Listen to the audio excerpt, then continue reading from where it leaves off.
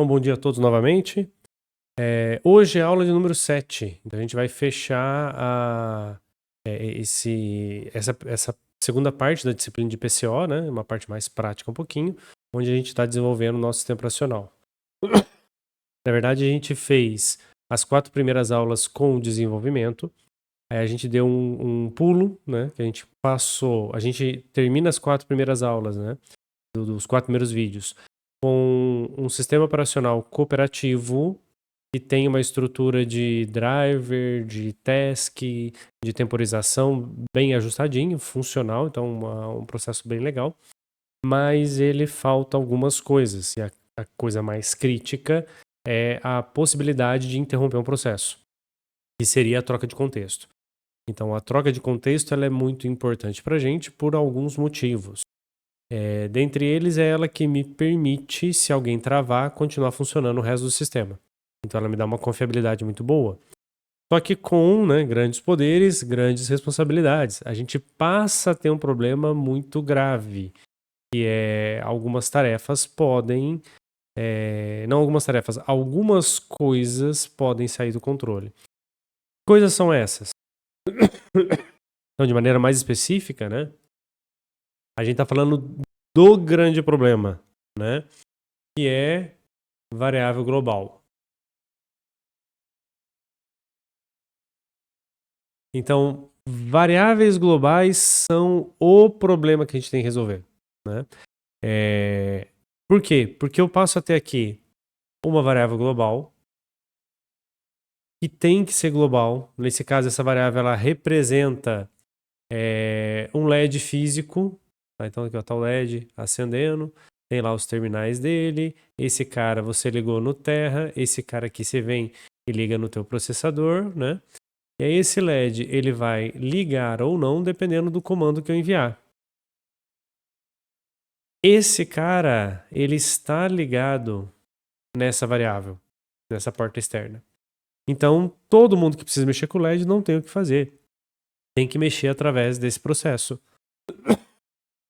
E a gente viu que pelo fato de agora eu ter a capacidade de interromper o processo, eu posso estar executando essa linha de comando e paro no meio dela. Por quê? Porque as linhas em linguagem C, elas não são atômicas, né? Na verdade, ela é transformada em assembly. E entre uma linha e outra de assembly, entre qualquer 2 linhas de assembly, eu consigo pausar o programa. Então, o que isso aqui faz de maneira mais simples? Ele vai lá na variável port P, ela tem um determinado valor. Sei lá, vou chutar aqui a 00 em hexa, tá? Tá todo mundo desligado. Se eu apertar o botão, eu quero ligar alguma coisa. Eu quero desligar alguma coisa. Então aqui não foi um bom exemplo. Vou falar que tá F0. Os primeiros estão ligados, os segundos estão desligados. Só pra gente ver a diferença acontecendo. Então, se apertou o botão de emergência, eu quero ligar o freio de emergência. E depois de um determinado tempo, eu quero ligar um LED falando que terminou de fazer o processo. Então a tarefa 2 é um timer, é um temporizador. Você pede para começar, ele conta um tempo e ele te avisa que aquele tempo passou. Então pode ser um forno, pode ser uma prensa, pode ser qualquer coisa. E esse botão aqui, a tarefa 1, é o botão que está monitorando, quer dizer, uma tarefa que está monitorando um botão de emergência. Então esse aqui é o valor. O processador não consegue executar os códigos direto na memória. Ele não consegue modificar as coisas na memória. Então o que ele faz? Ele traz esse cara para uma variável temporária, que a gente vai chamar de acumulador.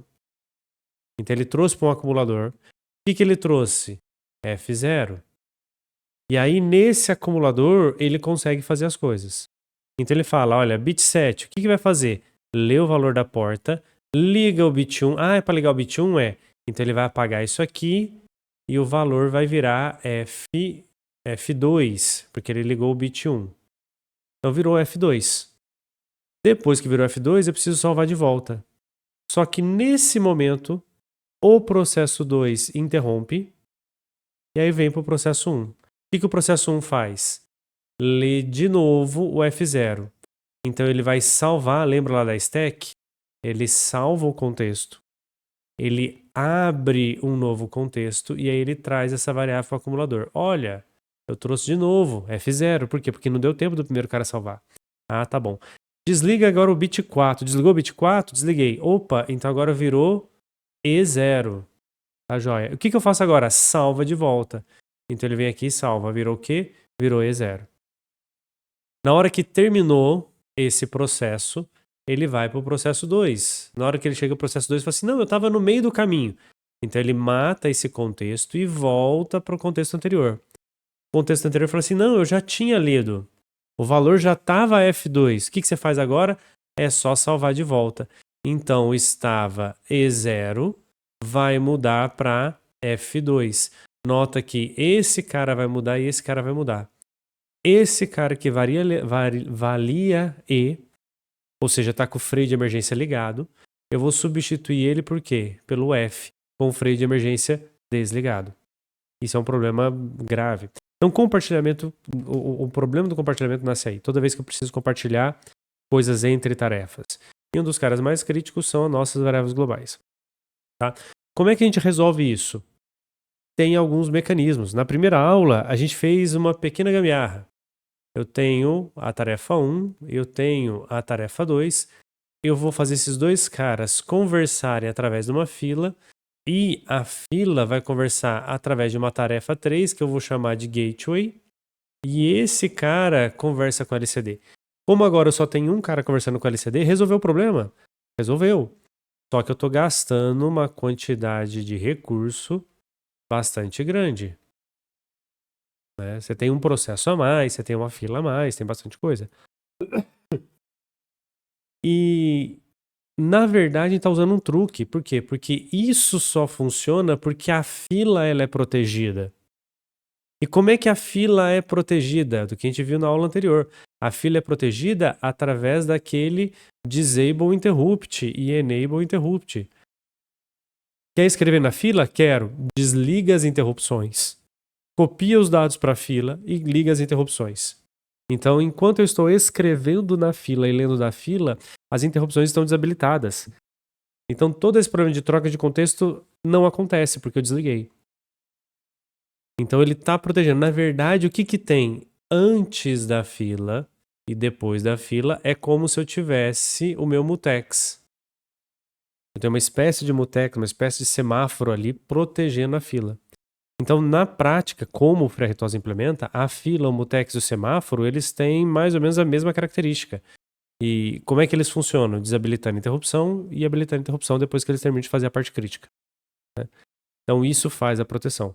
Quer dizer que eu não precisava da fila? Não. Então, o que a gente fez no exercício passado? Eu tenho lá o T2 e o T1. Vou entregar essa semana, né? A gente criou um mutex. O T2 pede para o mutex antes de escrever direto no LCD. O T1 pede para o mutex antes de escrever direto no LCD. Então, a obediência desses caras pedindo para o mutex vai proteger o meu LCD. Ah, mas e se agora chegar um T3 e mexer direto no LCD sem usar o mutex? É o cara que furou o semáforo. Atravessou o semáforo no sinal vermelho sem parar. Direto, nem percebeu que tinha semáforo ali. Pode gerar um acidente. Se tiver mais gente usando naquele momento, sim. Se não tiver ninguém usando naquele momento, não vai dar pau. Então é um problema que vai acontecer mais cedo ou mais tarde. Não é legal fazer assim. Como é que a gente pode resolver? A segunda maneira que eu pedi pra gente resolver no lab. Eu tenho um T2, eu tenho um T1. Eles conversam direto com o LCD. Mas por que não dá problema? Porque aqui dentro do LCD eu faço o mutex. Então o LCD, nossa, alguém quer me usar? Quer. Então peraí, eu vou pedir o mutex, eu vou evitar que outra pessoa use, e aí como eu tô pedindo para mim, se outra pessoa pedir para mim usar o LCD, eu vou tentar pedir o mutex de novo para mim, como eu já pedi para mim mesmo na outra tarefa, no outro contexto, na hora que eu pedir agora, o sistema operacional vai falar assim, ó, espera aí porque tem gente que já está usando, volta para a tarefa anterior, executa o que tem na tarefa anterior, volta para essa tarefa e termina de executar a tarefa. Então vai funcionar bem redondinho, né? Tem alguns problemas, porque isso aqui vai proteger erros catastróficos. Vai evitar 2 carros estarem exatamente no mesmo lugar, no mesmo tempo dentro do cruzamento, ou seja, uma batida. Agora, como eu não estou protegendo aqui fora, e o LCD eu vou mandando letra por letra, vou mandando pedaço por pedaço da informação, as informações ainda podem sair mescladas. Então, pode acontecer de alguém chegar naquele momento, em vez daquela fila de carros, né, isso é muito comum, você está viajando, né? Está viajando para algum lugar que você não conhece direito e tem 2 carros, 3 carros viajando junto. Aí está o sinal verde. O primeiro colega teu lá na frente passou, o segundo passou, na hora que você olha assim, sinal vermelho. Amarelo para ficar vermelho. Puxa, vou ficar para trás. Eu não tenho a mínima ideia de onde como é que eu ando nesse lugar aqui, né? Como eu não estou protegendo o mutex nas tarefas, pode acontecer isso. Não vai ter acidente, mas você pode intercalar. Então, aí depende da implementação. Se você deixa só desse lado o mutex, não dá problema nenhum. Só que você tem que ter certeza que cada vez que a pessoa adicionar um código a mais, ela vai proteger. Se você deixa só desse lado, você não tem problema de efeito catastrófico, porque você fez uma proteção legal lá.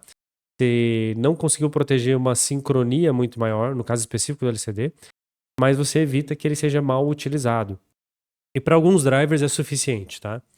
Só que independe do programador. Você fez isso, colocou na biblioteca, está protegida. A tua aplicação é crítica? Põe os dois. Não faz mal. O que acontece? Não pode ser o mesmo mutex, tá? Senão a gente vai ter alguns probleminhas ali acontecendo. Eu tenho um mutex para proteger a sequência e um mutex para proteger o uso da variável da porta externa lá do meu LCD. Joia? Então isso é o que a gente está preocupado em fazer. A gente usou o mutex, então a gente usou um mecanismo de sincronia, né? A gente viu lá os semáforos binários, ou semáforos de maneira geral, e os mutex. A diferença do uso do semáforo e do mutex, ela é mais filosófica do que prática. Então eu uso o mutex quando eu tenho um recurso que eu quero proteger e a tarefa só pode usar esse recurso se o mutex deixar. Aqui eu tenho uma tarefa 1 e eu tenho uma tarefa 2. Eu quero que a tarefa 2 só rode depois da tarefa 1. Eu quero sincronizar eventos. Como você está preocupado em sincronia, a gente vai usar um semáforo. Então o semáforo vai ser para sincronia e o mutex vai ser para organização dos eventos, tá? Proteção de recursos.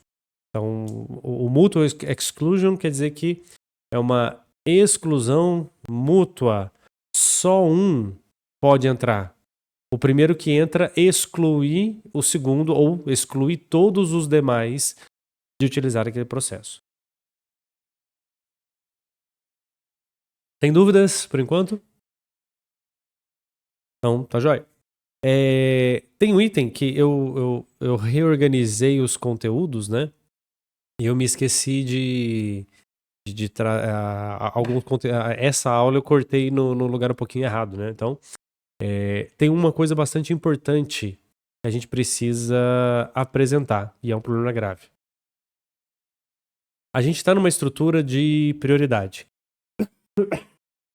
Então, eu estou utilizando, eu criei essa abstração de prioridade, eu dei números para esses processos, e esses processos têm números diferentes, prioridades diferentes, que o meu sistema operacional consegue reconhecer esses números e consegue deliberar quem que ele põe para dentro, quem que ele não põe para rodar.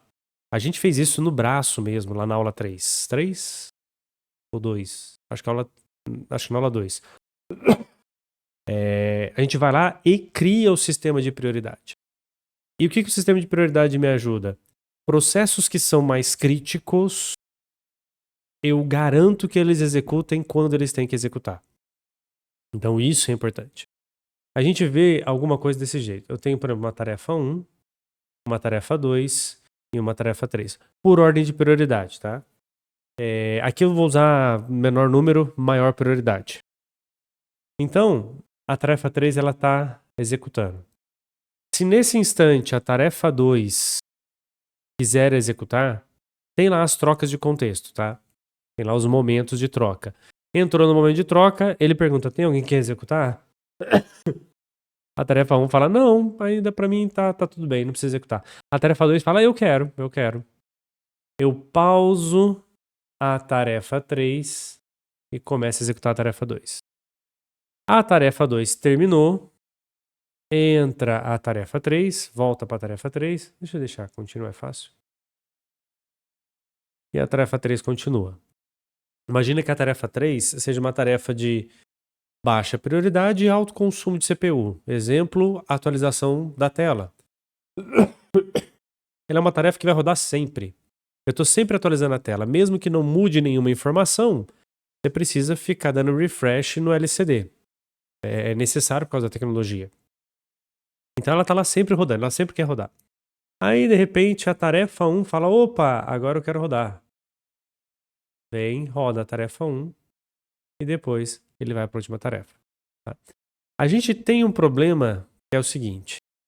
Imaginem agora que a tarefa 1 e a tarefa 2, elas são tarefas que precisam de se comunicar via Ethernet, via USB. Elas usam um recurso. Então, esses dois caras, tanto o T1 quanto o T2, eles fazem uso, por exemplo, da porta de Ethernet, ou Wi-Fi. Vamos colocar o Wi-Fi aqui. Eles usam o protocolo do Wi-Fi. E como a gente está numa implementação mais baixo nível, a gente não está tanto na aplicação ainda, quando eu estou usando e mandando o meu pacote, então eu não tenho um gestor de pacote de Wi-Fi no meio do caminho. Tá? Se tiver um gestor, a gente resolve, que é o gateway que a gente viu na aula retrasada, você resolve os problemas que eu vou apresentar aqui. Mas esses caras estão mandando direto, estão construindo o pacote IP e colocando na rede. Eu não posso parar no meio do caminho. Se eu parar, outra pessoa construir outro pacote e começar a mandar no meio do caminho, meu pacote vai ficar trincado. Né? É diferente de segmentar o pacote, separar a informação em 2 pacotes, mandar o primeiro e depois mandar o segundo. Eu não estou falando isso. Estou falando que um pacote vai ser cortado no meio e o outro vai entrar no meio do caminho. Você vai estragar a sequência dos bits. Não dá para fazer isso. Então T1 e T2 usam Wi-Fi. T1 e T2 podem executar ao mesmo tempo? Não. Se executar ao mesmo tempo, se um interromper o outro no meio do caminho, a gente vai ter problema. Então, o cenário vai ser algo assim. Estou atualizando a tela. O T2 quer executar. Nesse momento, ele começa a executar. Ele não terminou. O T1 pede para executar. Faz o que tem que fazer. Termina, volta para o T2. O T2 termina e volta para o T3. É exatamente esse cenário se, por algum motivo, essa necessidade de T1 acontecesse um pouquinho antes, acontecesse no meio do T2. Qual que é o problema aqui? O T2 começou a mandar o pacote, e o T1 entrou no meio do caminho, mandou o pacote e travou tudo. Como é que a gente evita isso? Mutex. Então vamos colocar um mutex na jogada. Tanto o T1 quanto o T2 vão pedir para o mutex do Wi-Fi. Posso usar? Os dois estão pedindo se pode usar. Então o que vai acontecer?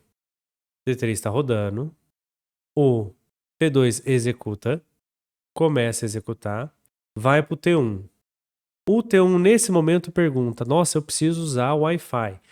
Posso? O sistema operacional fala, não pode. Mas por que eu não posso? Porque o T2 já está usando. Fazer o quê? Você tem duas opções. A coisa é tão crítica, mas aí você tem que montar um código dessa maneira. A coisa é tão crítica que você fala, quer saber? Cancela a mensagem do T2 no meio do caminho, ignora, joga fora, mata esse processo e eu vou mandar agora do jeito que eu quero. Então você interrompe aquele pacote, avisa para a rede que aquilo não presta mais e manda um novo. Por quê? Porque você não pode atrasar de jeito nenhum. Essa é uma opção. Com o Mutex que ele fala, olha, então eu pedi o Mutex aqui eu pedi o Mutex e ele falou, olha, não pode. Então, em vez de terminar de executar, ele trava, ele cai aqui embaixo, e aí ele volta a executar o 2. Será que eu consigo usar a borracha de maneira... até que funciona. Ó. Então, é isso aqui que acontece. Quando... Aí vamos de novo para a diferença. Quando o T2 termina... O T2 terminou, falou, opa, agora eu terminei. O que ele faz? Ele não vai pro T3, ele volta pro T1, porque o T1 não tinha pedido o Mutex? Tinha. Ele executa o T1, depois que o T1 termina, ele volta pro T3 e vai embora. Então, atrasou do mesmo jeito? Atrasou. Mas não quebrou as regras. A coisa ali funcionou. Belezinha. Isso pode dar problema, vai dar problema pra gente, numa outra situação, tá? Que eu acho que agora vocês entenderam a questão do Mutex, ele protege.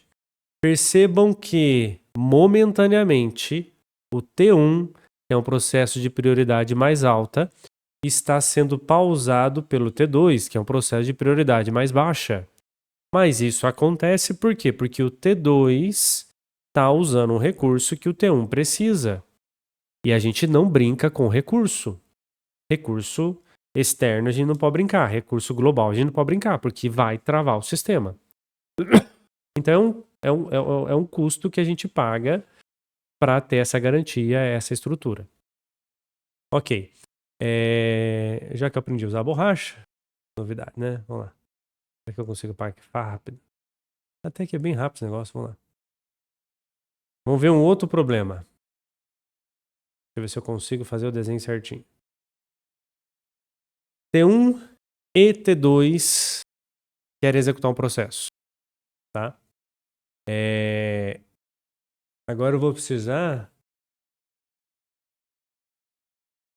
precisar colocar aqui um T 1,5, tá? Saiu com o vermelho. Eu vou colocar o T 1,5, um processo que está entre o 2 e o 1. Mesma coisa, o 3 está rodando, o 2 começa a rodar, pede Mutex. O 1 começa a rodar, pede Mutex, eu falo não, você não pode usar. Vem para o 2 e começa a usar o 2. O processo 2, a tarefa 2, tá atrasando a tarefa 1. Tá atrasando a tarefa 1. Nossa, é um processo de prioridade mais baixa que tá atrasando o processo de prioridade mais alta. Mas ele tá usando o recurso. Não tem muito o que fazer. Agora, num dado instante, o T 1,5 pede para executar. Ele tem maior prioridade que o 2? Tem. Então, 1,5 está executando. O que está acontecendo aqui? O processo 1,5 está executando. Ele está atrasando o 2 de terminar. E, por consequência, ele está atrasando o 1 de terminar. Rodrigo, mas você não falou que tudo bem porque o 2 está usando recurso? Não, o 2 atrasar o 1 tudo bem, porque você quer usar o carro. O teu colega, tua esposa, teu marido saiu com o carro. Por mais que você tenha prioridade maior, você tem que esperar o carro chegar.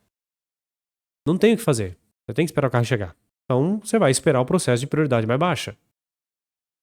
O que está acontecendo aqui é o seguinte, olha... Meu filho pegou o carro para ir no supermercado, comprar alguma coisa. Ele está usando o carro. Aí, eu quero sair. Beleza, posso sair? Não, o carro não está na garagem. Então, beleza, vou esperar meu filho voltar.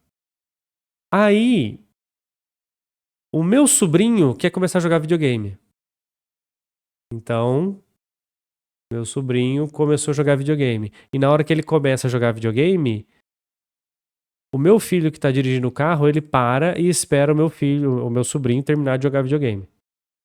Mas peraí, não tem nada a ver uma coisa com a outra. Né? Por que... Tudo bem, eu esperar o carro porque outra pessoa tá usando é uma coisa. Mas por que eu vou esperar esse cara?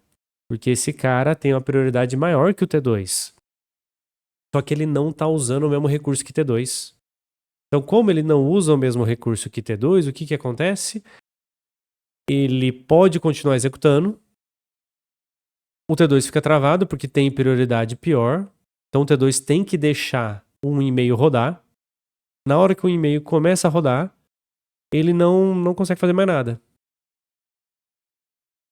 Só que o problema agora é que o T1 e-mail está bloqueando o T1, porque o T1 está bloqueado pelo T2. Então, o que acontece aqui é uma inversão, e é esse o conceito que eu queria passar para vocês, que faltou, é a inversão de prioridade. A inversão de prioridade. Alguém de prioridade inferior está sendo executado antes de alguém de prioridade superior, por causa dessa jogada. Então, para evitar isso, e é automático, tá? Os SOs, o FreeRTOS também, mas a maioria dos SOs, o T2 quer rodar, ele tem prioridade 2. O T1 quer rodar, ele tem prioridade 1. Tudo bem. Então aqui, ó, tá aqui embaixo, foi lá para cima, o T2 está usando, o T1 não consegue rodar, volta pro T2. Aqui houve uma troca de contexto e o T1,5 quer rodar. O T1,5 tem prioridade maior do que o T2? Tem. Mas como o T2 pediu esse mutex, na hora que o T1 pede o mesmo mutex, o T1 fala, olha, eu quero usar. Aí o sistema operacional fala, olha, sinto muito, espera porque não tem gente usando. Ah, tá bom. Mas fala o seguinte, fala para quem está usando que a partir de agora ele vai ter uma prioridade igual à minha. Então, na hora que o T1,5 pede para rodar, ele não está mais tentando bloquear o T2. Ele está tentando bloquear quem? O T1. Então, o T2 agora tem a prioridade do nível de T1. Por quê? Porque o T1 quer executar um recurso do T2. É do interesse do T1 que o T2 termine o mais rápido possível. Então, o T2 ele tem a sua prioridade momentaneamente alterada para o nível do T1. E aí, o 1,5, que é maior que o 2, mas não é maior do que o 1, ele não consegue executar antes do T2 terminar. O T2 acabou de terminar, ele volta para a prioridade 2.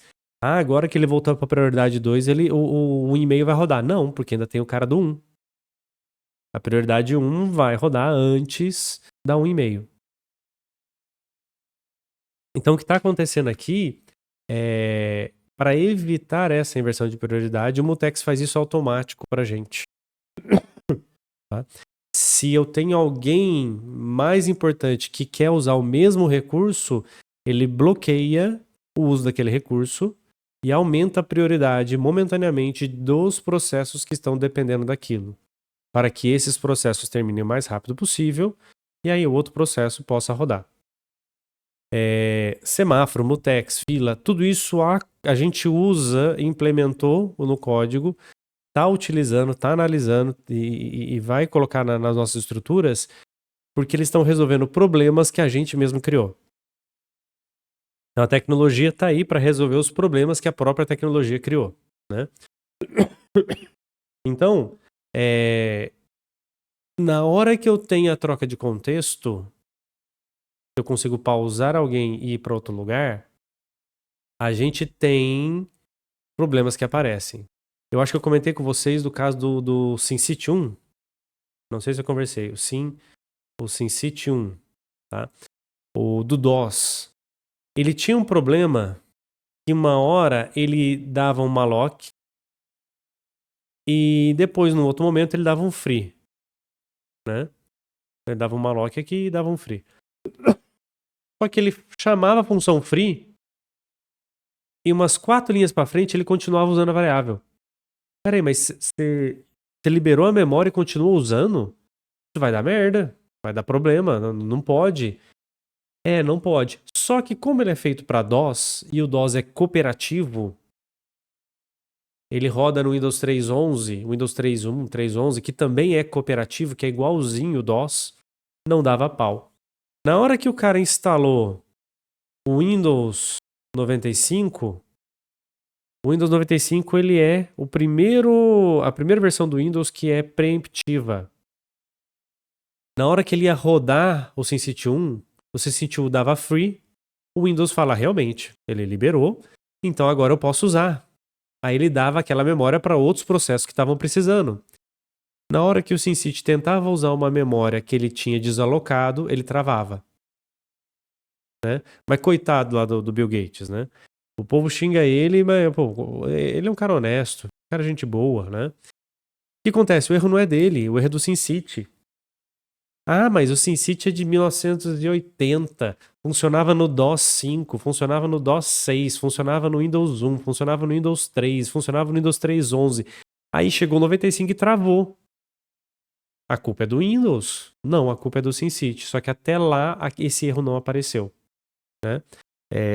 Então, fizeram um patch pro Windows e se ele detectar que é o SimCity que está rodando, ele deixa o processo alocar a memória. Se o processo pedir para dar free, ele faz de conta que deu free, mas deixa a memória lá do mesmo jeito, que ele sabe que vai dar pau, se ele tirar. Então, para esse processo, ele não devolve memória. Ele só aloca e não devolve, para evitar esse erro. Então, o problema aqui é que eu estava no ambiente cooperativo, que esse tipo de erro não acontece, tá? Inversão de prioridade no cooperativo não faz sentido. Só que eu não. Se o SimCity trava, até o sistema inteiro travou. Na hora que você vai para um sistema preemptivo, travou um programa, Ctrl Shift ESC, abre lá o teu console ou Alt F2, abre um outro console, Ctrl Alt F2, abre um outro terminal no Linux, loga, dá um kill ou manda matar o processo e vida que segue. Então eu consigo gerenciar. Então eu tenho benefícios que ultrapassam os problemas que eu crio. E aí, para que esses problemas não sejam críticos, a gente cria ferramentas para resolvê-los. Então a gente tem agora um sistema muito mais confiável. O travamento de um único processo não vai desestabilizar meu sistema inteiro. Mas eu tenho um problema das variáveis globais, do compartilhamento de informação. E aí, para isso, a gente cria as filas, os mutex, os semáforos e outras tecnologias, por exemplo, de comunicação interprocessos, os IPCs. Né? Estruturas de memória compartilhada, ring buffer. Então, você tem lá dois buffers. Você escreve um e lê no outro. Você nunca escreve e lê no mesmo cara. Ou você escreve um... ficou cheio, você libera ele, começa a escrever no outro e você fica fazendo esse ping-pong. Tem uma estrutura chamada ping-pong de leitura escrita. Então, essas ferramentas estão aí para a gente resolver os problemas que não existiam quando era cooperativo. Só que ninguém quer voltar para o cooperativo, porque se travou um cara, travou tudo. Tá? Então, com isso, a gente fecha o conceito, que é o que faltou, né? Dos mutex. E aí, nesse caso, a nossa preocupação com o mutex é esse problema que surge. Então, o mutex resolve um problema e ele cria outro, que é a inversão de prioridade. Ah, Rodrigo, mas você resolveu o problema da troca de contexto. Aí deu pau na variável global. Aí você resolveu o pau da variável global com o mutex, aí criou a inversão de prioridade. Agora que você resolveu a inversão de prioridade, você não criou outro problema escondido no meio do caminho que você não está contando pra gente? É óbvio que eu criei outros problemas. Mas quais são? Não tenho a mínima ideia, né? Ou porque eles ainda não apareceram, ou porque a gente usa a tecnologia de uma maneira que eles ainda não são críticos. Mas não é pra gente ficar com uma visão inocente. Cada degrau que a gente vai andando, a gente vai criando outros problemas que vão poder impactar de maneira mais grave ou não. Então a gente precisa ter essa noção, de certo modo, essa humildade, que a gente não vai conseguir resolver os problemas do mundo colocando um código mágico que, não, sempre vai ter algum gargalo ali e a gente consegue mitigar esse gargalo e deixar o negócio num nível de confiabilidade que esteja aceitável, né? É mais ou menos a discussão, filosoficamente, é mais ou menos a mesma discussão que a gente tem com carro autônomo. É mais seguro ou é mais inseguro o carro autônomo? Saiu agora faz um mês e meio ou 2 meses. Tem um vídeo de um carro da Tesla. Tem um carro indo, o carro da Tesla tá indo, e tem outro carro vindo na outra faixa, normal. Então estão os dois carros. No meio do caminho, o carro da Tesla tá no automático, ele invade a faixa do outro carro e acerta de frente no outro carro. Automático. Ele virou o volante e bateu. Tá? Aí a pessoa, nossa, que absurdo isso aqui. Aí na hora que eles foram analisar, tem um senhorzinho andando na calçada. O senhorzinho tropeçou e caiu na frente do Tesla. O Tesla falou, se eu passar reto, eu vou matar esse sujeito. Se eu bater no carro do lado, provavelmente vai ficar gente machucada, mas não vai morrer ninguém. Ele automaticamente tomou a decisão de desviar do senhorzinho e bateu no carro da frente. Se fosse um ser humano dirigindo o carro, ele teria tempo de resposta suficiente para desviar do senhorzinho? Não sei. O acidente seria mais grave ou menos grave? Também não sei. Vale a pena delegar isso? É esse nível de discussão. O benefício que eu tenho adicionando essa nova tecnologia, troca de contexto, mutex, inversão de prioridade, fila, processos alocados, o malloc e o free, ou fazer tudo estático. Ao adicionar isso, os problemas que eu gero, eles são maiores ou menores do que a vantagem que eu obtenho. Então essa é uma análise que a gente como desenvolvedor tem que fazer. E assumir a responsabilidade por cima dessa análise. Então é óbvio que eu tenho vantagens que eu não teria numa situação normal. Então agora, se um processo travar, eu consigo continuar rodando os outros. Cara, isso é fantástico. Isso é uma coisa que a gente nunca tinha imaginado que conseguia fazer. Nossa, travou um pedaço, o resto continua funcionando como se nada tivesse acontecido. Tá aí o poder da troca de contexto. Nossa, agora eu consigo muito mais rápido que um ser humano identificar uma situação de risco e tomar uma decisão que o ser humano seria incapaz, porque o tempo de resposta do ser humano é lerdo. Vale a pena ou não? Então, é uma discussão que a gente tem que colocar. Então, tem situações que a gente fala, não vale a pena, vou trabalhar com um sistema mais simples, eu não vou ter uma série de vantagens, mas também não vou ter uma série de riscos. E aí você programa naquele nível. Tem situação que você fala, não, é melhor programar no nível mais alto porque esses benefícios são mais úteis do que os possíveis erros que podem aparecer. Então a gente tem que implementar isso daí, tá? O core de um SO, eu acho que a gente finalizou. Então a gente tem o nosso kernel. O kernel, ele tem uma pecinha, uma etapa aqui, que é o scheduler, o escalonador. E a gente resolve com isso a primeira responsabilidade do kernel, que é garantir que o meu sistema consiga deliberar e escolher quais processos e quais atividades tem que executar. em qual sequência e em qual ordem. Tá? Então essa é a função principal do kernel. A gente viu a segunda função do kernel quando a gente passou por uma caixinha de controladora de drivers. E aí essa controladora vai mexer lá nos hardwares de baixo nível. A gente fez os nossos drivers. A gente implementa isso. Qual que é uma das vantagens disso? Se eu trocar, se eu precisar substituir essa caixinha por uma caixinha nova. Por quê? Porque agora eu troquei o meu teclado, troquei minha tela, troquei minha placa de vídeo, troquei alguma coisa. Se eu mantenho o padrão dessa comunicação aqui, usando as mesmas interfaces, os mesmos acessos, eu não me preocupo em mexer com o que está em cima. Então, vantagens, né? A gente falou muito pouco de gestão de memória. A gente basicamente falou do malloc e free. Então tem lá a gestão da heap 1, 2, 3, 4, 5. A gente falou bem, essa segunda responsabilidade do kernel, gerenciar a memória. A gente falou bem rapidinho, não era o foco, né? E a gente tem aqui a gestão dos processos. Aqui tem minhas tasks. Tá? Então, esse aqui é o meu sistema. Desculpem. Entrei no ambiente preemptivo. Então, agora eu tenho troca de contexto. Então, para isso, o kernel me entrega uma maneira de um processo poder conversar com o outro. Como? Com a fila.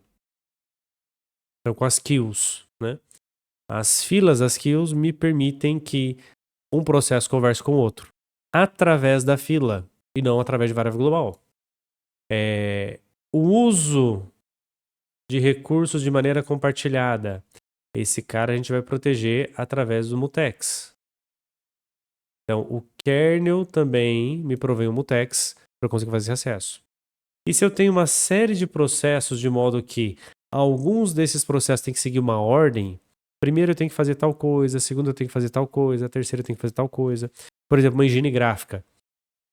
De simulação, uma engine de simulação. Seja de jogo ou de engenharia. Primeiro, eu tenho que calcular os inputs. Teve algum botão pressionado, teve alguma força carregada, teve algum evento que aconteceu. Ah, teve. Beleza. No segundo, eu processo matematicamente o impacto dessa força, desse movimento, dessa coisa. Terceiro, eu atualizo as novas posições, as novas características dos meus objetos. Depois disso, eu vejo se alguma dessas modifica a aparência visual para eu renderizar a imagem. Ou se alguma dessas coisas gerou um som. Se explodiu algo, tem que dar um play. Aí eu toco o som, atualizo a tela e volto de novo. Isso tem que seguir uma sequência. Em vez de fazer um único código com tudo isso, você vai fazer várias tarefas, mas essas tarefas têm uma sequência. E aí a gente vai usar os semáforos. Os semáforos vão proteger a sequência da execução dessas atividades. E agora a gente começa a pensar e começar a estudar. Estudar não, agora fazer a ponte com a primeira parte da disciplina. Eu vou usar o mutex e o semáforo para me proteger no acesso ao disco. Como é que dois processos leem o disco através de um FAT, FS, do NTFS e não dá pau? Tem uma estrutura para ler. Essa estrutura é o kernel que acessa, protegido por um mutex ou por um semáforo. Mas espera aí, se eu estiver lendo o disco e tiver um outro processo que também quer ler o disco, o kernel vai lá, dá uma pausa nesse segundo processo. Depois que ele pausou esse segundo processo, ele pausa o segundo processo. Depois que esse segundo processo está pausado, volta para o primeiro, termina o primeiro, libera o disco e acessa. Pensando no disco, um HD, por exemplo, né? Eu posso pausar a leitura desse processo no meio do caminho, migrar para o outro e depois voltar para esse? Às vezes sim, às vezes não. Vai depender do teu hardware. Então você coloca a lógica de funcionamento do teu hardware nesses drivers e protege-os com os semáforos, com os mutex, E aí você começa a construir o teu ambiente de alocação de arquivos. Você começa a construir teu ambiente de transmissão de dados.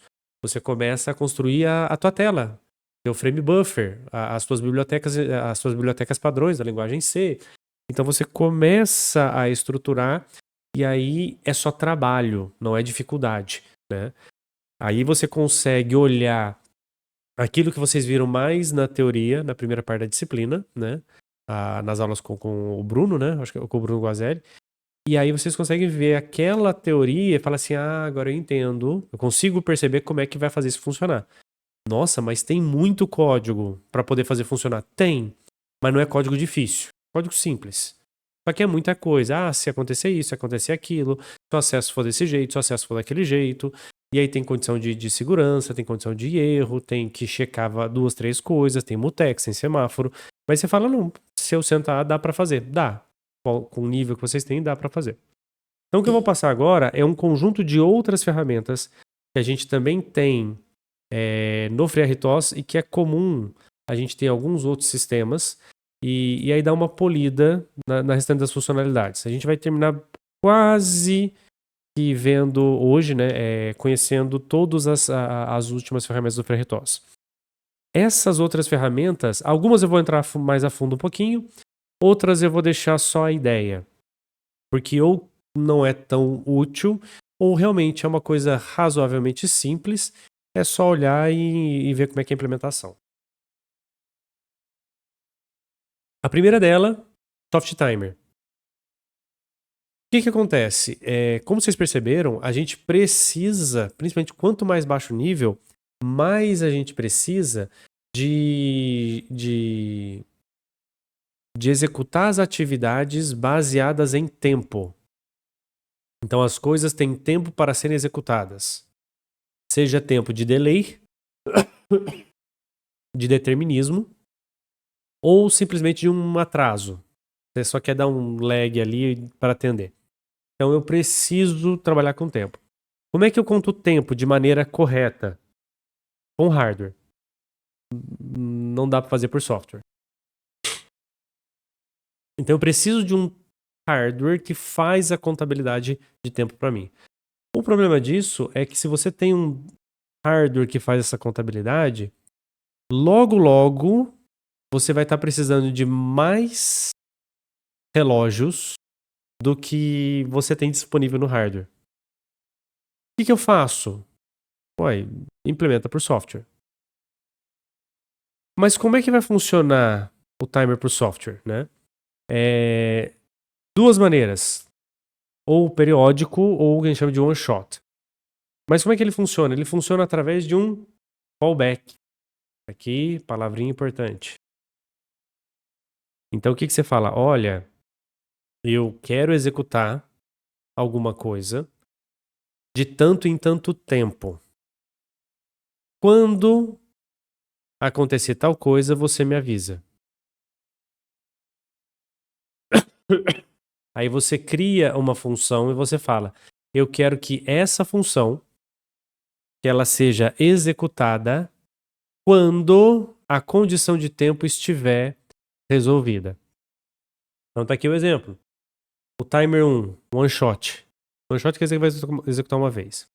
Então aqui no T1 eu iniciei tanto o timer 1 quanto o timer 2. O timer 1 eu coloquei um período de 6 e o timer 2 eu coloquei um período de 5. Lá no período 6, ele vai executar o timer 1. Executou uma vez, parou de executar, tá tudo certo. E o timer 2? O timer 2 vai executar lá no 6, que começou no 1, né? 1 mais 5, 6. Aqui executou no 7. 6 mais 5, 11. 11 mais 5, 16. Ele está executando com a frequência que eu quero. Rodrigo, eu não chegaria na mesma solução se eu fizesse a minha task. Vamos lá. Void task. Void. Parameters, né? Se eu colocar meu loop infinito aqui, coloquei um parênteses a mais. Se eu fizer aqui atividade, eu executo a atividade, e aqui embaixo eu faço um delay, isso aqui não vai executar a cada X tempo? Vai. Isso aqui não é a mesma coisa desse timer 2? Praticamente a mesma coisa. Então, qual que é a vantagem do timer 2? Essa função que você fez aqui, você criou uma tarefa a mais. Então, tem um objeto a mais no teu SO. Tem alguém a mais gastando recurso. Esse cara é só uma função que vai ser chamada de tanto em tanto tempo. Então, essa função, ela não tem troca de contexto. Essa função, ela não tem processos para serem executados. Ela não tem prioridade. Aconteceu, ela executa.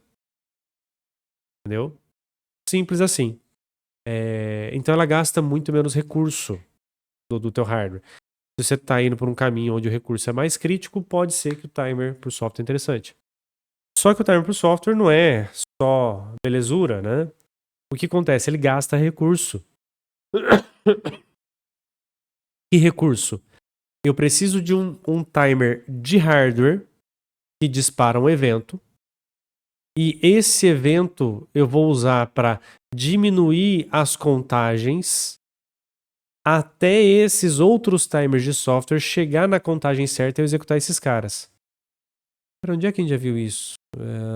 Rodrigo, isso aí não é quando você criou aquele kernel clock? Cada processo tem o seu contador. E aí eu tenho um timer de hardware que diminui o contador de todo mundo? É, exatamente isso. Então eu estou gastando recurso de CPU atualizando esses timers. Só que se você não tem mais timer disponível, soft timer é a única solução que você tem. Qual que é o outro problema? O intervalo mínimo. O intervalo mínimo que eu tenho para a execução desse cara, ele vai depender do timer do hardware. Então eu nunca vou ter uma resolução mais precisa do que a temporização do hardware. E qual que é o problema? Se você for diminuindo a temporização do hardware, diminuindo, pra você ter uma precisão muito boa, você vai gastar muito tempo gerenciando o soft timer, porque ele vai executar toda a rodada, quase toda hora ele vai executar, você vai gastar tempo processando esse cara, e vai sobrar pouco processamento para o teu programa principal. Então, não dá para usar o soft timer quando você precisar de uma resolução muito grande. Você precisar de um ajuste fino de temporização muito grande. Coisas mais grosseiras, detectar um teclado, atualizar uma informação, funciona muito bem. Coisas que vai interfacear com o ser humano, normalmente não vai dar problema nenhum. Coisas que são mais delicadas em tempo, normalmente você vai precisar de um timer de hardware. E aí você tem que pagar mais caro para ter um processador que tenha timer de hardware suficiente para fazer o que você precisa, tá? Mas basicamente é isso. Então, a gente cria um timer, ele fica dormente. Quando a gente chama alguma dessas funções, ele passa a estar running. Quando o tempo dele expirou, ele executa o callback e, no caso do auto reload, ele volta pro running. Se eu pedir para ele parar, obviamente ele volta a ficar dormente. Tá? Mas ele vai ficar executando para o resto da vida a função de callback.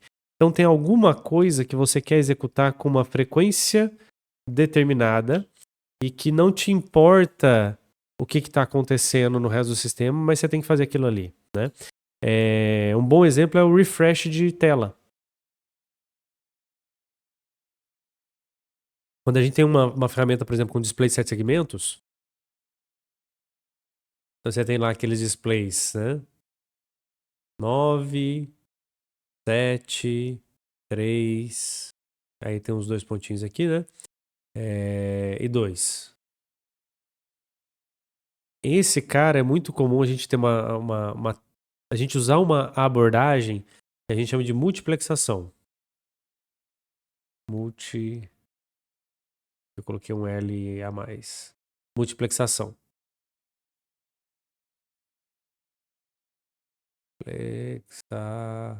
Nossa, o português meu hoje tá ruim. A multiplexação ela tem os seus problemas. Ela tem que executar com uma frequência bem definida, independente se você está usando ou não esse cara. Se você quer mostrar alguma coisa agora ou não, você tem que rodar a atividade que vai multiplexar esses caras, porque senão ele para de funcionar.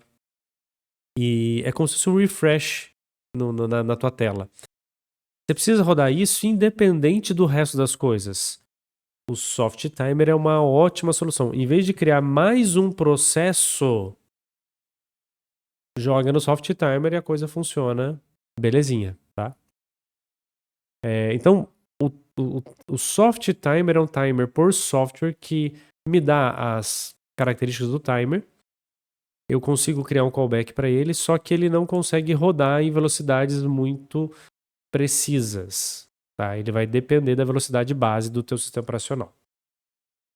A segunda coisa, o Event Groups.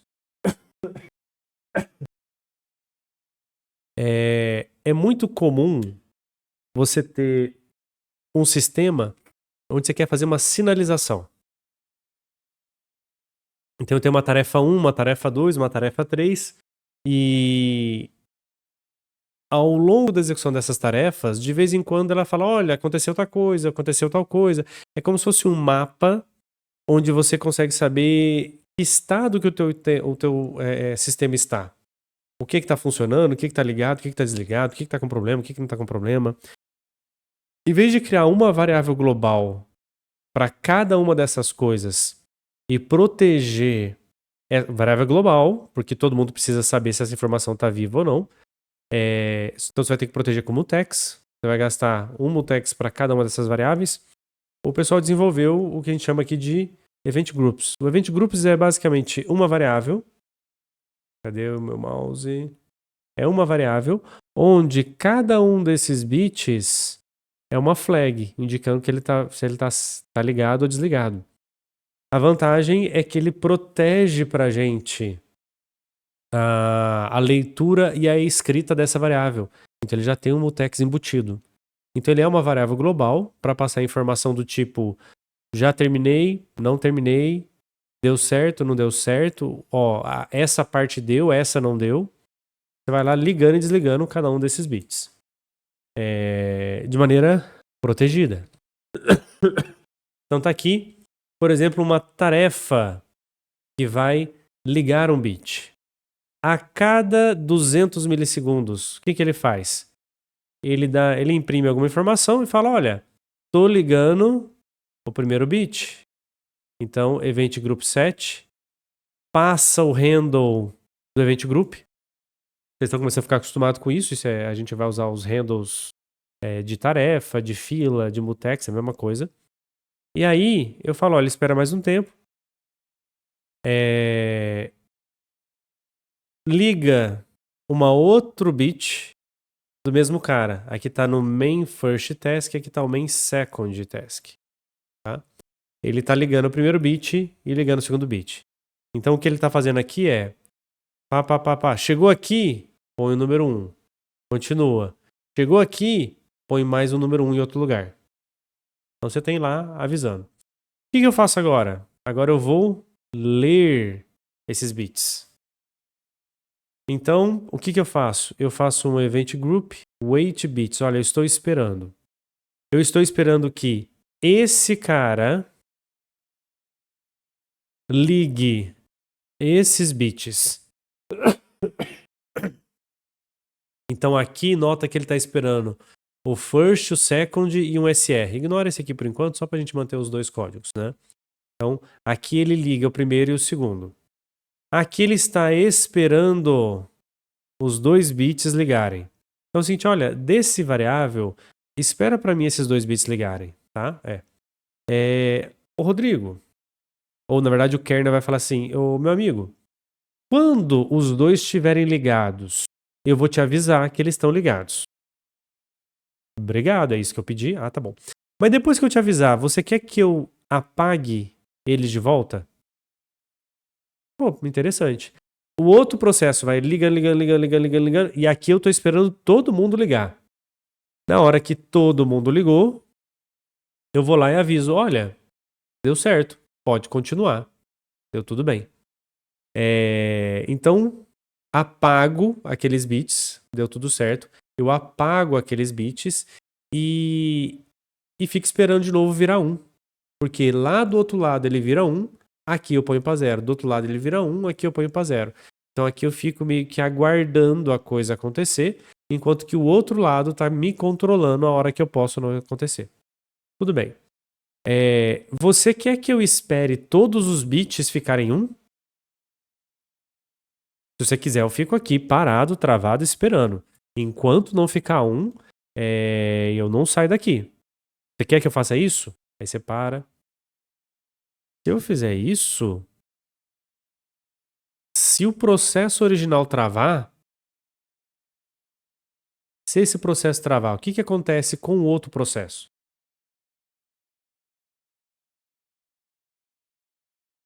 O segundo processo vai ficar travado, porque está esperando.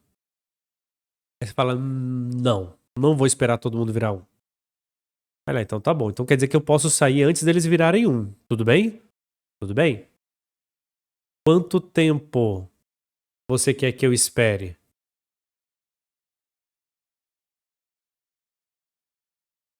Quanto tempo você quer que eu espere esses bits virarem 1? E se eu não conseguir virar 1, eu volto. Então, você coloca as informações. Então vai lá, você pediu uma foto. Como é que tá agora? Quem que tá 1? Ou você pode ficar esperando, também, não tem problema. Passou um determinado tempo, o que a gente vai fazer? Eu pergunto, o primeiro bit ficou 1? O segundo bit virou 1? O terceiro bit virou 1? Então eu posso perguntar quem é que está 1 e quem não está 1.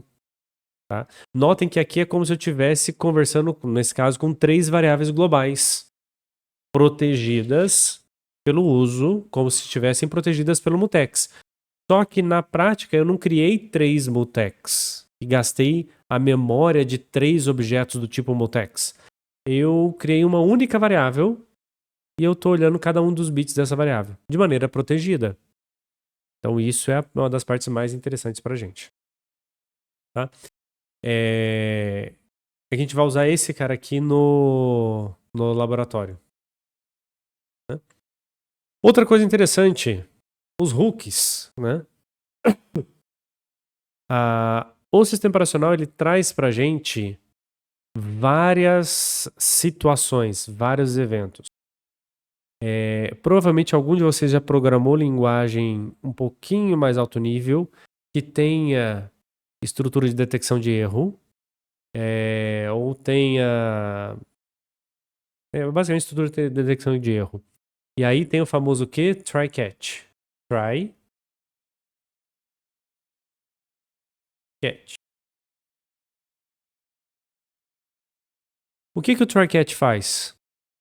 Você fala, ô meu amigo, tenta rodar esse código. Se der um bug, tudo bem.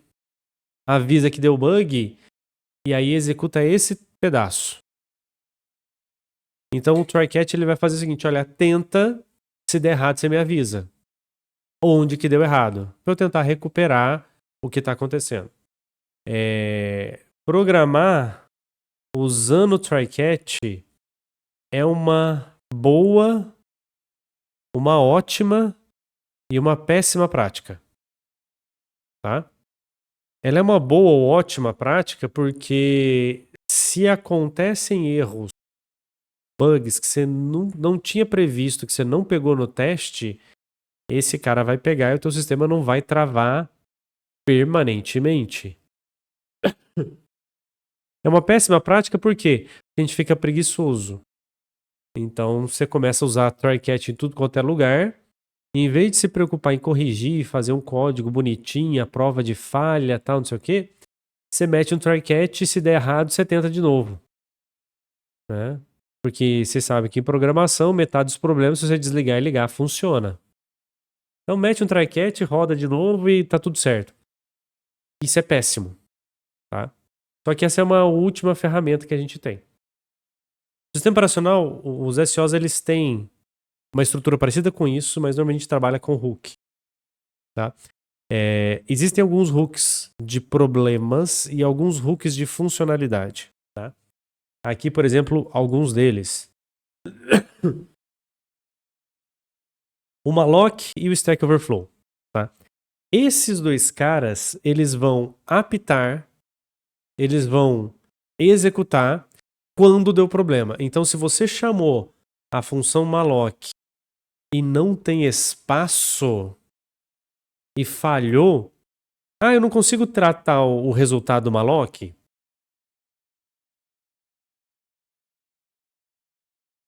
Seja sincero comigo, qual foi a última vez que você fez um if resultado do malloc igual a fail? Então, bom, você já sabe a resposta. Mas dá. Stack Overflow não dá. Estourou a pilha de memória. O que eu faço? Meu amigo, estourou a pilha. Já era. Seu sistema foi pro buraco.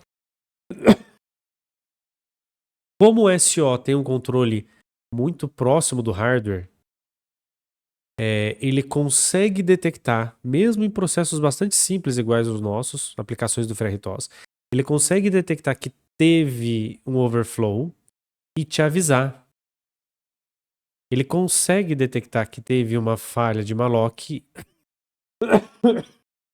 te avisar. Como é que ele faz isso, tá? O Stack Overflow, o malloc é mais simples. Você pede malloc, deu pau, ele te avisa. O Stack Overflow é um pouco mais complicado, porque não é por hardware.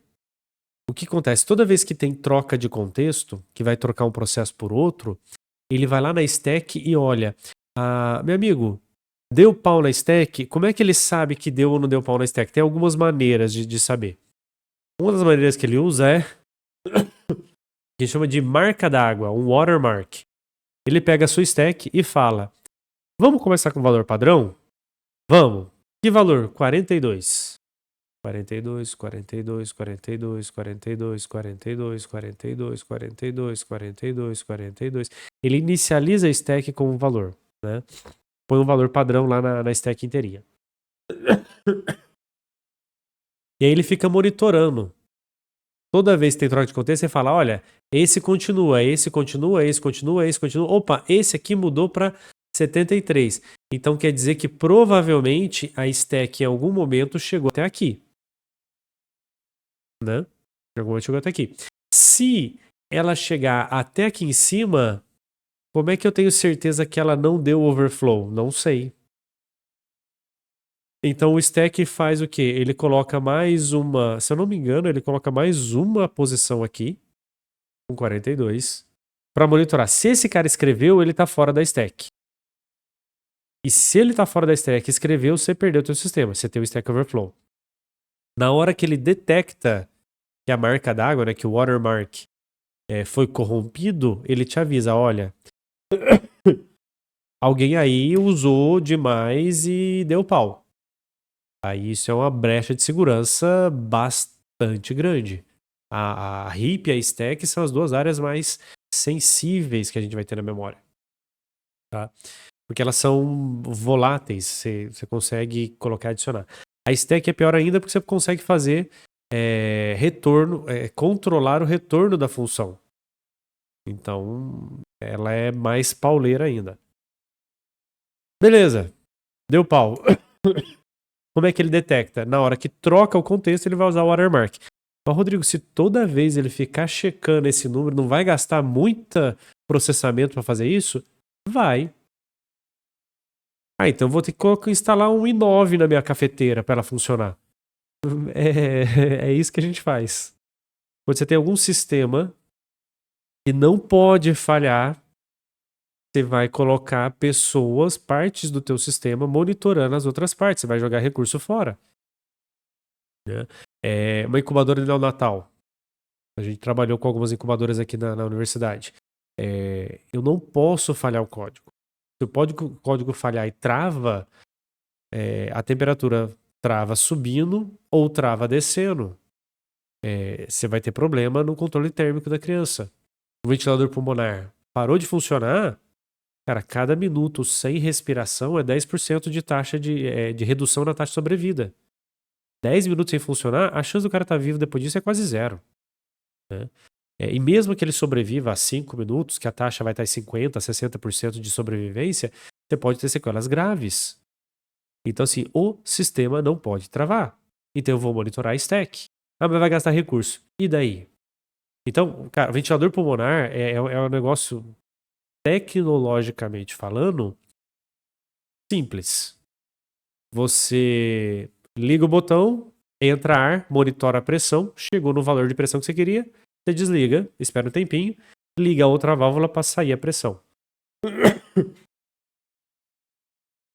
Funciona. E basicamente os primeiros ventiladores pulmonares é só isso. Só que eu não posso fazer que esse código trave.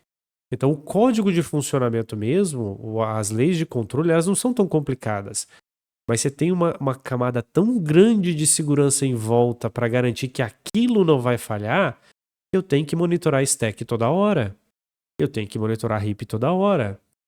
Se travar, eu tenho que entender o que está acontecendo. Então, vale a pena pagar o custo de eu ter essa segurança. Então, tudo no final das contas vai depender da questão. Vamos dar uma olhada no código, né? Então tá aqui. Esse é o código, eu terminei de fazer o código da... que a gente vai começar o lab dessa semana, né? É bem parecido. Aqui eu criei uma primeira tarefa e ela está... tem um relógio. Ela está contando 1, 2, 3, 4, 5, 6, 7 segundos. Eu estou escrevendo aqui de uma maneira mais simplesinha. Não tem minuto, segundo, é só para a gente ver ele funcionando. Tem uma segunda tarefa que escreve o nome da disciplina. E uma terceira tarefa que fala qual que é a tecla que foi apertada. Deixa eu abrir aqui só para vocês terem uma noção disso que é funcionando. Cadê o simulador?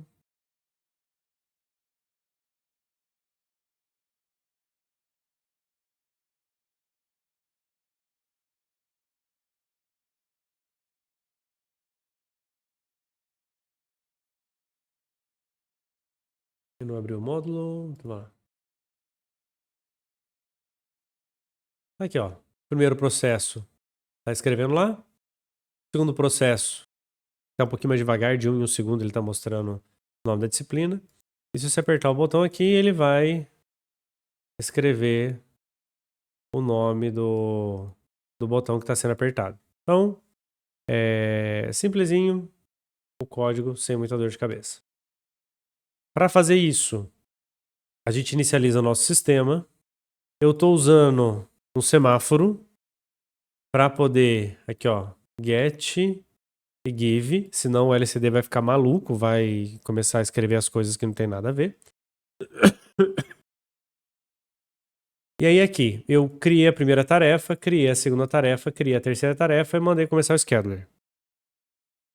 Beleza, tá funcionando. O que aconteceu? Na hora que eu crio a tarefa, eu crio com uma quantidade mínima de stack. Então vamos ver esse cara.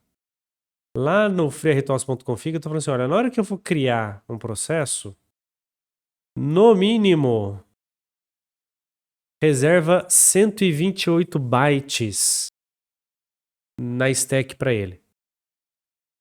Por quê?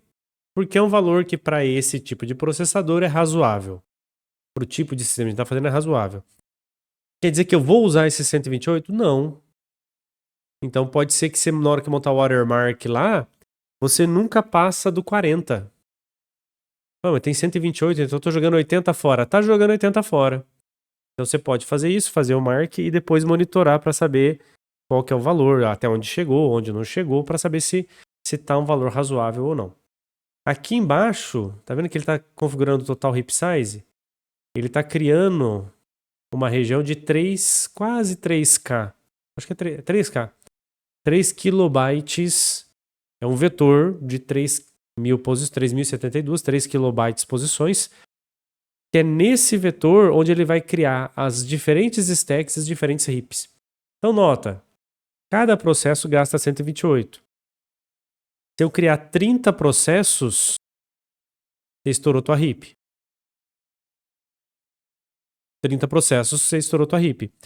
Só que não precisa nem chegar no 30, porque cada processo, você não vai criar um mutex, você não vai criar, às vezes, um semáforo, você não vai ter uma variável local, você não vai passar variável para outra função Então, na verdade, você vai acabar usando alguns recursos a mais. Então, logo ficar sem esse tamanho não é tão difícil. Quando não tem mais heap, quando der algum problema de malloc, por exemplo, eu quero que ele me avise. Como é que eu faço para ele me avisar? Vou dar um double clique aqui só para ficar maiorzinho o código. Onde é que tá aqui embaixo? Ah, não tá aqui?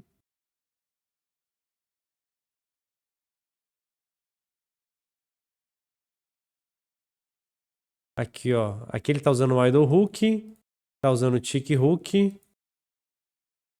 Ah, ele não tá usando... Ah, esse código tá sem o malloc hook. Mas seria aqui. Você coloca um config use stack overflow hook. Aí você vem, coloca 1, e aí ele vai passar a te avisar isso. Onde ele te avisa? Você cria essa função no main. Deixa eu só ver se ele está colocando aqui. Então, terminou o nosso main, a gente viu o que está acontecendo. Agora vamos ver o restante do código, que até agora a gente não entrou, né? Esse cara, ele é chamado aqui em cima. Quem que ele é? Ele está ligando e desligando os registros internos da CPU para poder fazer funcionar. Então, esse aqui é hardware. Tá fora essa disciplina. O ADC init, para poder começar a usar o ADC para poder ler o potenciômetro. Também tem lá as inicializações dele. Isso aqui é hardware. O timer 4, mesma coisa, é hardware, ignora. GPIO, inicialização, também é hardware, a gente ignora. E agora eu tenho um start default, esse aqui a gente ignora. Não precisa preocupar com ele. E aqui o how, esquece. Aí aqui eu tenho o error handler. Deu algum problema em algum lugar. Aqui ele não está sendo específico se é um problema de memória, de stack. Ele jogou todo mundo no mesmo pacote. Talvez para simplificar. Mas deu qualquer problema, ele vai entrar nessa função. E aí o que eu faço? Desliga todas as interrupções. Porque aí só essa função está acontecendo. Na hora que você está indo linha a linha no debug, tua placa está rodando, teu simulador está rodando, você dá um pause. Se ele parar nessa função aqui, é porque deu algum problema em algum lugar e ele está parado aqui, você consegue ver. E aí você consegue ver o call stack. Onde é que eu estava e o que aconteceu quando aconteceu esse problema. Né? E aqui a gente tem uns asserts. Nessa região, a gente pode começar a colocar os outros hooks. Tá? Então a gente viu os hooks dos erros. A gente tem dois outros hooks, né? O do idle task, eu já vou comentar com ele, e do conta switch. Então vamos voltar lá no código. Tá vendo aqui, ó? Use idle hook. Então, vamos pegar o nosso oráculo. Config use idle hook. Ele vai mandar pra gente lá dentro. Dentro do hook functions, né? Mas ele não tem o códigozinho do... Aqui, ó, o idle hook. Na hora que eu ligo o idle hook, o que ele está falando? Ele vai chamar essa função. Ele tem esse prototype já. Mas a gente não criou a função. Então a gente vai vir aqui no idle hook, vai colocar 1, vai vir aqui no meu main, em qualquer lugar no meu código, vou colocar logo depois, logo antes do main. Vou abrir e fechar. E aí ele vai fazer o seguinte. Toda vez que a função, que o processo idle executar, ele chama essa função para mim. Rodrigo, processo idle? O que é o processo idle? Que bom que vocês perguntaram.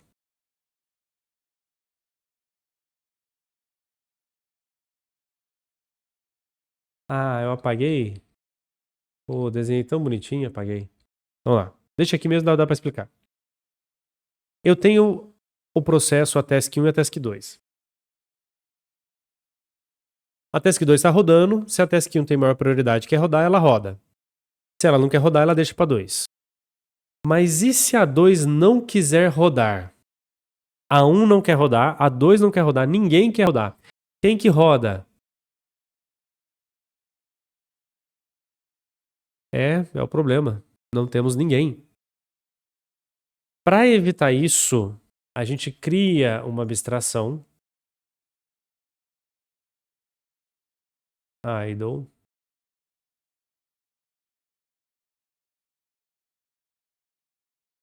A gente cria uma função que a gente chama de idle task. A idle task é a função que vai rodar quando ninguém quer rodar. Tá? Por quê? Porque é a solução mais simples para a gente conseguir gerenciar esse modelo. Nossa, mas é estranho. Apertem aí. Alt F8, não, sacanagem. Ctrl Shift ESC.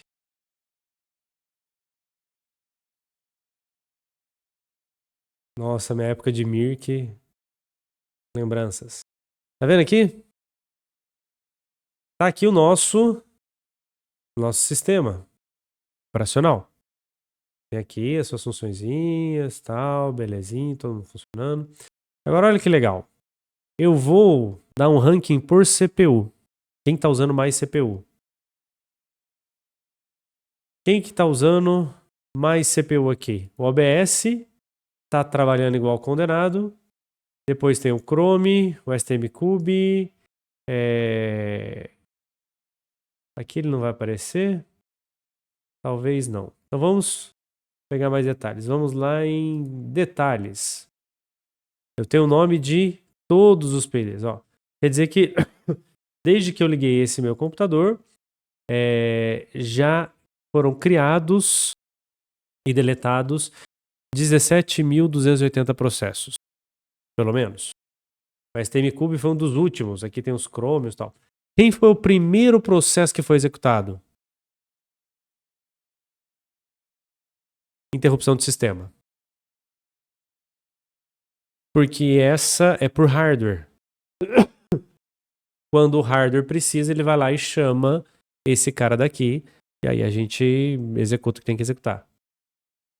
O primeiro processo chama-se tempo ocioso do sistema. Ele está gastando quanto? Aqui no meu caso, está gastando 0% da CPU, 4% da CPU, 3%. Por quê? Porque eu estou com OBS, estou com uma porrada de coisa aberta. Provavelmente, se você não está com tantas coisas pesadas abertas no teu micro, esse cara está gastando 30%, 40%, 50% da CPU ou 100% da CPU. Quer dizer que a tua CPU não tem nada para fazer e ela fica o quê? Parada. Esse cara é o cara que executa quando não tem nada para executar. E aí a gente fala o seguinte, lembra do famoso Garbage Collector? Quando é que roda o Garbage Collector? Dentro do tempo ocioso. Precisa fazer alguma coisa importantíssima? Não. Então roda o Garbage aí. Não tá fazendo nada mesmo? Então a gente coloca dentro desse idle task, ou desse tempo ocioso, né, algumas atividades de gestão do sistema, que não são urgentes de serem feitas, mas são importantes de serem executadas. A gente joga aqui dentro. Então existe um idle task. Tem como então eu fazer uma tarefa, ou eu quero executar alguma coisa que executa sempre que o idle task foi executado? Tem.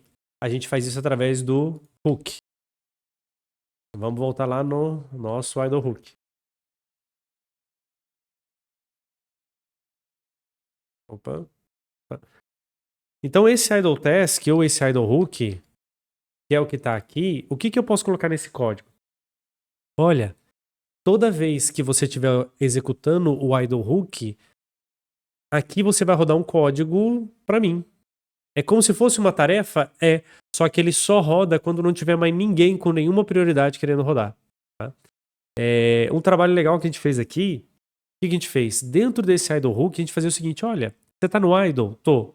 Então quer dizer que não tem nada importante para fazer. Porque você tá no idle? Então vamos fazer o seguinte, toda vez que cair aqui, eu vou varrer a memória inteirinha fazendo um checksum de CRC para verificar se tá batendo ou não.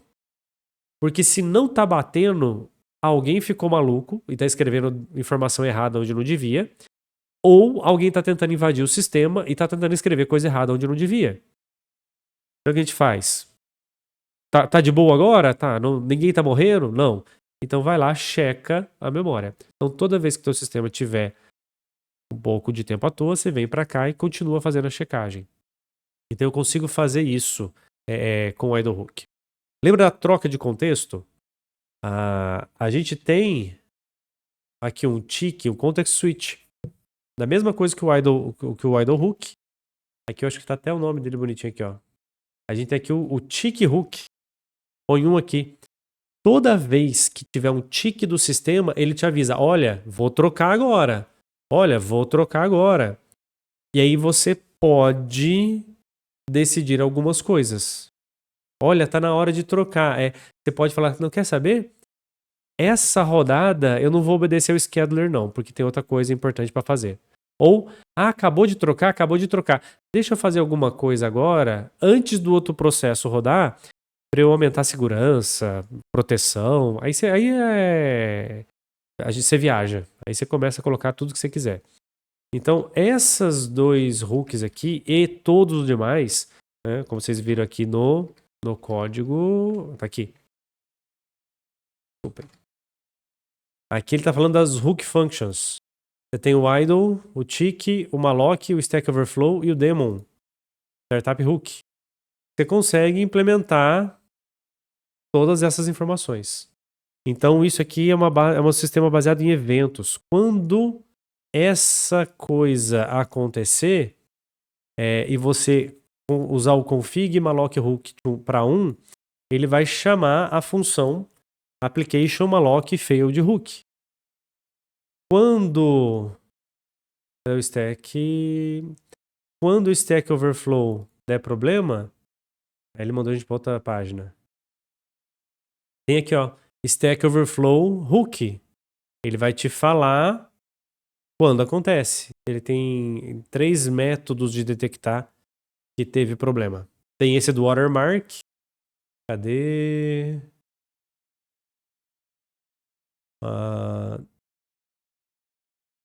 Esse aqui usa só o valor do stack, mas não pega tudo certo. Esse cara, ele só checa os últimos 16 bytes de watermark. E esse cara, ele checa usando a interrupção. Então, o que eu expliquei para vocês é o método 2. Ele guarda lá um tanto de bytes. E esses bytes não era para ninguém chegar neles. Então, se chegar, é perigoso ou já foi pro saco, né? Então, isso aqui me permite fazer o uso desses hooks aqui para quando der algum problema eu conseguir executar um determinado código. Então, notem, eu posso expandir a funcionalidade com o idle hook ou o tick hook. Dependendo do evento, eu quero fazer uma coisa ou outra. Ou eu posso detectar um problema com o Stack Overflow Hook e o Malloc Hook e tentar tratar. O problema já aconteceu. Já deu problema, já foi pro saco. O que você está tentando agora é mitigar e ver se dá para tentar recuperar. O ideal é voltar, entender por que aquilo aconteceu e gerar uma nova versão sem aquele erro. Mas como a gente não consegue cobrir, na maioria das vezes, você não consegue cobrir 100% dos casos de código, talvez essa seja uma das únicas ou a única solução que você vai acabar tendo para rodar o teu sistema. Vamos lá. Próxima questão. Dinâmico e estático, tá? A partir do FreeRTOS 10, isso é de 2019 para cá, 2020 para cá. Isso aqui é bem recente. Eu consigo trabalhar estático. Até então era dinâmico. O que isso significa? Tudo o que você vai fazer, ela é feita de maneira dinâmica. Você vai criar uma tarefa. Ele vai lá no teu vetorzão. Lembra aquele vetor de 3000, né? Ele reserva uma parte e coloca a tua task aqui. Aí eu preciso de um mutex. Ele vai lá numa região do vetor e cria um mutex. Eu preciso de uma fila. Ele vai lá e cria fila. Ele vai colocando isso de maneira dinâmica. Se você estiver usando RIP, por exemplo, RIP 4 ou RIP 5, você consegue deletar, não ter problema de fragmentação. Então, você tem uma série de questões. Por que a gente fazia dinâmico? Você precisa de uma quantidade menor de parâmetros dentro das funções. A alocação acontece automática, você não precisa se preocupar com isso, tá? Aqui, ó, o Application Writer does not need to concern. Você não precisa se preocupar com isso, né? A RAM que eu uso para criar esses objetos, eu posso reutilizar. Se eu deletar, fica livre e eu posso usar de novo. Então tem as suas vantagens. Qual que é o problema? Mutex. Desculpa. Malloc. Na hora que você está de maneira dinâmica, se sem querer você, nesse parzinho, malloc free, comete algum erro, você vai ter problemas graves de memória. Tão graves que, se eu não me engano, a MISRA é um padrão de programação para embarcados para automotivo. Né? Aqui é MISRA. MISRA C. Então você vai programar para mercado automotivo, que é um mercado que não pode falhar, o freio não pode falhar. Ele dá algumas regras. A regra, se eu não me engano, a 12.6 fala: você está proibido de usar alocação dinâmica de memória. Por quê? Vai dar problema. Ah, mas vai dar problema ali, eu vou alocar memória e depois resolve, reinicia, tá tudo certo, né? 2010. Acho que 2010 ou 2011. Um carro deu um problema de, se não me engano, de Stack Overflow ou de Heap Overflow, não lembro, algum problema, se não me engano, de memória. O sistema de controle dele falhou. Ele entrou no modo de aceleração e não deveria ter entrado. O carro bateu e a família inteira veio a falecer. 4 mortos. Tá? Carro da Toyota. Toyota padrão de qualidade no mercado automotivo. Assim, isso é muito grave. É muito fácil você cometer um erro desse jeito e sem querer. E você fica anos e anos sem pegar o erro. Porque como é alocação e desalocação, precisa alinhar um monte de eventos. Tem que apertar o botão e tem que fazer isso junto com isso e com isso para criar isso, mas esse. Tem uma sequência grande e tem uma sequência que vai dar problema. Achar isso é muito difícil. Então a MISRA fala, olha, não usa. Ponto final. Se eu não posso usar, o que eu tenho que fazer? Eu tenho que criar estático. Então toda vez, e isso é recente, como eu falei para vocês, é 2019, eu acho. Toda vez que eu for criar um processo, um mutex ou qualquer coisa, esses caras têm que estar na memória. Mas eu vou criar o vetor e eu vou passar o vetor para o FreeRTOS e falar: é aqui que eu quero que você use. Só que como eu criei estático, eu nunca recupero aquela memória. Mas eu tenho certeza que aquela memória vai estar sempre disponível para aquele cara. Problema, você vai gastar muita memória. O consumo de memória aqui vai aumentar bastante. E você vai reservar memórias. Eu tenho um processo que ele vai rodar só de vez em quando. Você vai ter que criar um vetor, vai reservar a memória para ele. Mas eu não posso usar o vetor dele em outro lugar enquanto ele não está rodando? Não, não pode. Então, trabalhou estático, infelizmente, é isso. Por outro lado, é aquela ideia. A gente saiu de um sistema mais complexo, com muito mais recurso, dinâmico, veio para um sistema mais simples, onde eu consigo evitar alguns dos tipos desses erros. Como é que isso funciona? Tá aqui. A minha tarefa. Percebam que ela é normal, não tem diferença nenhuma. Tem lá as configurações, as coisas que você quiser inicializar. Tem o teu loop infinito para poder rodar o código. Aqui você roda o código, normal, vida que segue. O que tem diferença?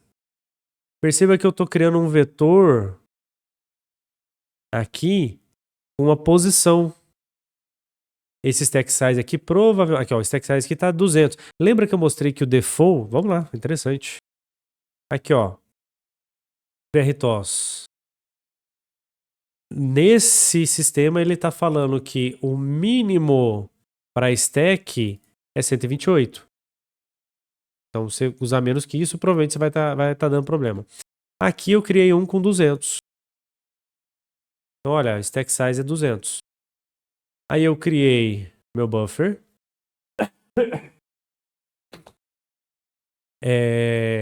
Esse aqui é o tamanho mínimo que eu tenho de stack para esse processo. Mas, Rodrigo, onde é que as duas coisas estão ligadas? É em lugar nenhum ainda. Tá, como é que faz isso? Você está lá no teu main, ou você está em outra função. Você vai criar a tua tarefa. Você vai passar o nome do código, que está aqui, ó, vtask code. Você vai passar o nome, o tamanho da stack, a prioridade, os parâmetros e o endereço da stack que você reservou para esse cara. Então eu estou falando sistema operacional. Você não vai criar dinamicamente, você vai usar essa variável. Quem que é essa variável? Tá aqui, ó, xstack. Eu criei um vetor de tal tamanho e aí aqui eu estou passando o vetor para esse cara. Então na hora de criar, a única diferença é eu tenho que passar o vetor que eu criei. Cria o vetor, passa ele. E aí eu tenho controle. Se você programar de maneira adequada, você tem certeza que só esse processo que usa essa stack, ninguém mais usa. Quem que garante que não vai ter outra variável nessa posição de memória? O compilador. O compilador, nesse caso, ele não vai colocar nada em cima dessa variável. Você tem os mapas de memória, o linker vai fazer funcionar. Isso em C funciona belezinha, tá? Você não vai ter problema nenhum. Então você consegue criar. E aí você vai conseguir criar estático tudo. Então tem o create, o task create static, tem o mutex static, aí você vai trabalhar tudo com estático para evitar os problemas. Rodrigo, é tão ruim que a gente precisa evitar. Se o teu sistema começa a ficar grande, pode ser que seja importante fazer dessa maneira. Só que o FreeRTOS, se eu não me engano, ele deixa você usar as duas maneiras. Dá para usar o estático e o dinâmico junto. Então, às vezes, o que não é muito importante, você mete lá no dinâmico. E o que é mais crítico, você põe no estático. Não é a prova de falha. Por quê? Lembra que você criou teu vetorzão?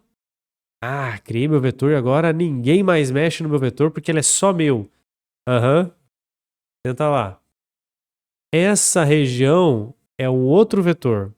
Então eu posso ter um outro processo que começa a escrever no vetor dele e ultrapassa para o teu vetor. E aí ele estraga a tua stack. Como é que eu protejo? Não protege. Você tem que garantir que esse código não está fazendo nada errado. Você pode melhorar usando aquele que a gente viu, aquele hook, né, do Stack Overflow, para ele ficar monitorando se vai dar problema ou não. Se passou do limite ou não. Mas em C não tem como proteger. Para proteger, a gente precisa de um suporte do hardware, tá? De um carinha chamado MMU. A MMU fala, olha, essa região de memória só o processo 1 pode rodar. Ninguém mais pode mexer. Mas concorda que para MMU poder falar que esse cara é só do 1, ela tem que configurar isso? Então tem um código que configura isso, né? Onde é que a gente põe esse código? Dentro do kernel. E aí a gente cria, que é o padrão do Linux, o Windows, né, do Linux, o kernel space e o user space. No kernel space, eu posso apontar para qualquer lugar e mexer em qualquer coisa. No user space, dentro do kernel space, eu falei quem é de quem, eu configurei a MMU para falar qual memória é de qual processo, e eu travo isso. Na hora que eu saio do kernel space, é impossível, é fisicamente impossível um processo acessar o processo do amiguinho, a informação do colega. Não dá. A MMU vai proibir isso. Ah, mas e se tiver um bug na MMU? Ah, meu amigo, aí é outros problemas, né? E se o kernel, e se eu conseguir rodar o código dentro do kernel? Cara, você tá rodando dentro do kernel, você tem acesso a todo mundo. Né? Mas essa é a única maneira que eu tenho de assim, uma proteção mais pesada. Então, se você precisa chegar nesse nível, pode ser interessante a gente pensar no MMU. A evolução, de certo modo, a evolução desse conceito de proteção é o BitX, se eu não me engano, da Intel, que é o Execute, é o EXW, acho que é isso, é Execute or Write. Você marca uma região de memória, aquela memória eu posso executar ela ou eu posso escrever nela. Eu nunca posso fazer as duas coisas. Ou eu escrevo ou eu executo. Porque se eu tenho uma região que eu posso escrever e executar, tá marcado para as duas coisas ao mesmo tempo, eu consigo injetar código. Se ela é só de execução ou só de escrita, você diminui as possibilidades. E isso só é possível porque o hardware me autoriza de uma maneira muito parecida com a MMU. Tá? Então vamos pensar agora no nosso problema. Tem uma ferramenta que a gente chama de watchdog. Eu costumo brincar com os alunos, né? Rodrigo, o que é o watchdog? O watchdog é a última tábua da salvação. Meu amigo, tá afundando o barco. Se você não pegou, já era. Você vai morrer. É a última tábua. Não tem mais nada depois do watchdog. O que o watchdog faz? O watchdog, aqui é minha CPU. Eu tenho um carinha aqui do lado, que a gente vai chamar de watchdog. Esse cara olha a CPU e fala: CPU, eu tô com fome. Você me dá comida? A CPU vai lá, toma aqui um prato de comida. O watchdog é cão de guarda. E a gente chama de comida mesmo, tá? Quando a CPU avisa, a gente fala de feed. A gente tá alimentando o cachorro. Então você foi lá e deu comida pro cachorro. Foi lá e deu comida pro cachorro. Foi lá e deu comida pro cachorro. Se você passar mais de 1 segundo sem dar comida pro cachorro, o cachorro fala: meu mestre morreu. Ele foi embora. Ele vai me deixar aqui sem ninguém. Isso é inaceitável. O que ele faz? Ele vai lá e reseta a CPU para a CPU voltar do começo. Porque ele entende que passou um determinado tempo e ninguém conversou comigo, provavelmente a CPU está travada. E a CPU, como é que ela sai da situação de trava? Tem várias maneiras. A maneira mais simples é eu atender durante um determinado tempo. Se ele não me responder, eu vou lá e reseto. Todo mundo aqui já acordou, quer dizer, acordou não, né? Todo mundo estava aí já trabalhando até as 3 da manhã, que tinha que entregar alguma coisa, e a internet não funciona. O que você vai? Reseta o roteador. Padrão, todo mundo já fez isso. O que acontece? Você tenta uma vez, tenta duas, tenta três, tenta quatro. Chegou num limite que não tá dando, você vai lá e reseta a tua CPU. Certo? O watchdog, ele é hardware. Então ele vai funcionar do jeito que tá ali. Não tem como esse cara travar. Qual que é o problema? A gente agora tá dentro do sistema operacional. Alguém precisa alimentar o watchdog. Só que tudo que a gente faz agora é através de tarefa. Então eu tenho uma tarefa 1, uma tarefa 2 e uma tarefa 3. Quem que alimenta o watchdog? Se as 3 alimentarem o watchdog, você tem um problema. Na hora que a 1 travar, a 2 e a 3 continuam alimentando, o watchdog não reseta a placa. Se só a 1 alimentar, a 2 e a 3 se travarem, também não percebe nada. Se só a 1 alimentar, quando ela travar, o watchdog reinicia o sistema. Então fica complicado essa gestão. Qual que é o truque que a gente faz, que é o que a gente vai implementar no laboratório, tá? Eu vou criar uma outra tarefa, que vai ser a tarefa do soft watchdog. O que ela faz? Ela alimenta o hot dog. Ela alimenta. Se ela travar, o sistema travou, o hot dog vai lá e desliga e liga. E é comum, quando vocês viram quando o LCD deu problema, né? O laboratório com o LCD dá problema. O LCD fica maluco. Mas ele fica maluco porque tem uma condição específica de troca de contexto que faz isso. Mas se você reseta, ele não volta ao normal, né? Então, resetar quando tá tudo dando errado pode ser uma solução, talvez a única viável. Cara, o Mars Rover, lá, o Curiosity, lá em Marte, travou. Supor, né? Ele foi lá e travou. O que você faz? Liga pro Match Demo e lá reiniciar o Curiosity. Não rola, entendeu? Não dá. A Voyager faz algumas semanas travou o sistema de comunicação da Voyager. O que você faz? Vai lá, desliga e liga ela para ver se funciona. Cara, a Voyager é o objeto mais rápido que a humanidade já criou. Entendeu? Ele gastou 50 anos, 1980, não sei. Ele gastou 50 anos viajando na maior velocidade que a gente conseguiu criar. Não dá para chegar lá e desligar e ligar. Então, o que ele tem lá dentro dele? Um sistema de hot dog que reiniciou. Na hora que reiniciou, ele foi fazer o check das suas configurações e falou, cara, a comunicação foi pro espaço. O que eu vou fazer? Tenta ligar ela de novo. Tentou, deu errado? Reinicia, tenta ligar de novo. Deu errado? Reinicia, tenta ligar de novo.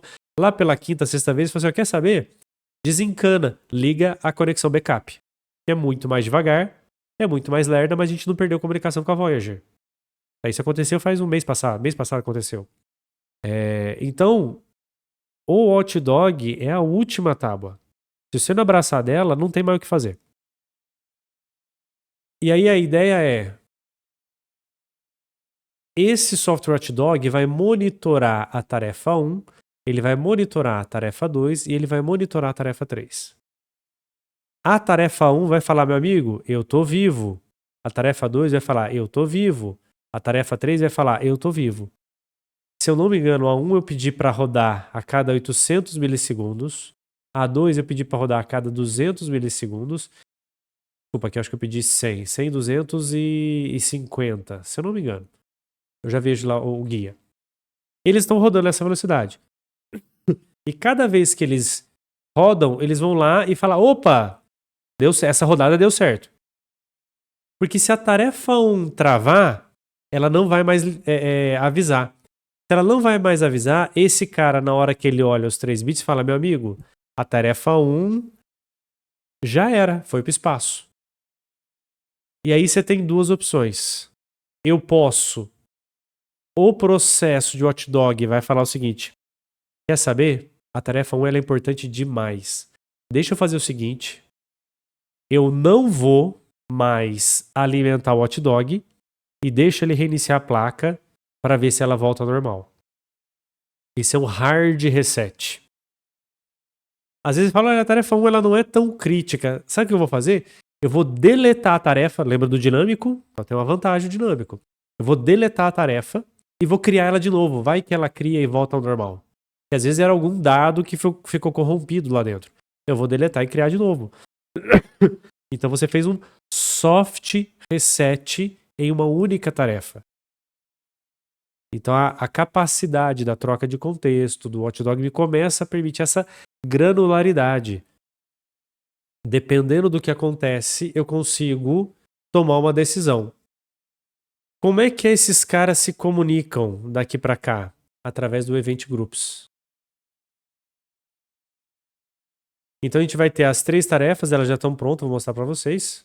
São as 3 que eu mostrei na aula agora, né?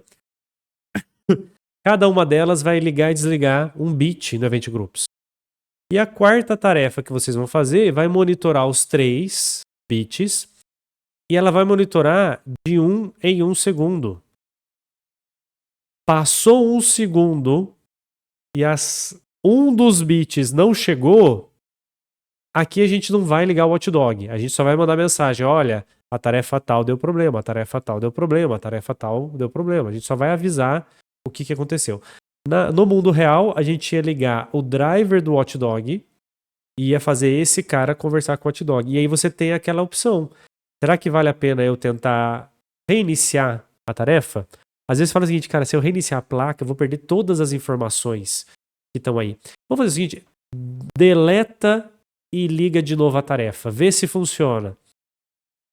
Não funcionou. Tenta de novo. Tentei a segunda vez. Funcionou. Então beleza, então tá certo. 2 strikes. Vida que segue. Deu problema de novo. Desliga e liga. Não funcionou. Desliga e liga. Não funcionou. Desliga e liga. Não funcionou, meu amigo. 3 strikes. Segura as pontas e deixa o hot dog reiniciar a placa. O hot dog reinicia. Provavelmente era uma variável compartilhada. Então não adiantava só deletar a tarefa. Reinicia tudo, a chance é de voltar todo mundo no estado normal. Você pode, inclusive, na hora que reiniciar a placa, perguntar: você está reiniciando porque está tudo certo ou porque deu um pau do hot dog? Ah, deu um pau do hot dog. Então vamos entrar no modo de segurança? O Windows faz isso. Dependendo do jeito que ele reinicia, ele fala: cara, esquece, eu não estou conseguindo ligar. Vamos entrar no modo de segurança, ligar menos driver, porque às vezes é algum driver, alguma coisa está dando pau. E aí você consegue ligar, instalar, atualizar o driver, trocar resolução, fazer alguma coisa e voltar ao normal. Na minha época, a coisa que dava muito pau era atualização de resolução de tela. Então você colocava uma resolução que o teu monitor não aguentava e aí ele ficava preto. E aí você não conseguia reiniciar o Windows porque ele entrava naquele modo de resolução e você não conseguia mexer para voltar ao normal. Aí você tinha que entrar no modo de segurança, que ele volta numa resolução mais baixa. Aí você configura naquilo que é suficiente, aí reinicia e volta tudo ao normal. É exatamente essa ideia. Então a ideia nossa agora é implementar esse watchdog. Tá aqui. Então tem 3 tasks. O código já tá no arquivo, né? Um relógio. Tá aqui, eu acertei. 800, 550. E aí eu vou criar uma tarefa para gestão. Essa tarefa vai esperar os 3 bits. Se depois de um segundo não tiver ativo, você escreve a função erro. Tá? E cada um desses bits vai ser enviado por cada uma dessas tarefas aqui atrás. E aí, só para a gente visualizar, né? Você volta na tarefa, cria um delay de 2 segundos na tarefa. Para você ver que ela vai demorar mais tempo para mandar o bit. Ou o hotdog vai demorar mais tempo para ler aquela informação e aí ele vai escrever erro no LCD. Ele vai conseguir detectar aquela estrutura de erro. As tarefas são exatamente... Eu copiei o código, tá exatamente o que está aqui no main que eu mostrei para vocês. A tarefa 1... Cadê? A tarefa 1 é um reloginho normal. A tarefa 2 só escreve o nome. E a tarefa 3, ela lê o teclado. Então só 3 tarefas a gente fazer uma análise. Tá joia? Dito isso, a gente fecha a disciplina. Então a gente cumpriu basicamente tudo que tem dentro do FreeRTOS. Sobrou algumas poucas coisas ali, né? A gente abriu bastante do código, do que está por debaixo dos panos. Então hoje vocês devem ter uma noção muito melhor do que o sistema está fazendo. E na hora que você entende o que ele está fazendo, você acaba programando diferente. Né? Eu comento com o pessoal que é impossível você ter um bom programador em linguagem C que não sabe programar em Assembly. Se Deus quiser, vocês nunca vão precisar programar em Assembly na vida. Agora, não saber Assembly, larga C. Vai programar vai programar em Java, em Python, qualquer outra coisa. Porque para entender C, você precisa entender o que está debaixo dos panos. Então, na hora que você constrói partes do SO, na hora que você entende o que está acontecendo, você enxerga as coisas de maneira diferente, você age de maneira diferente. O pessoal está dando um comentário aqui que foi legal. Essa é a ideia. É ter essa visão realmente de cientista da computação. O que está acontecendo, por que veio, de onde veio, para onde vai. Aí você consegue saber, por que está travando? Você para e pensa, peraí, deixa eu ver. Você começa a investigar e começa a sacar o que está acontecendo. E aí você consegue atuar de maneira melhor. Então é isso, muitíssimo obrigado. Vou fechar a gravação aqui.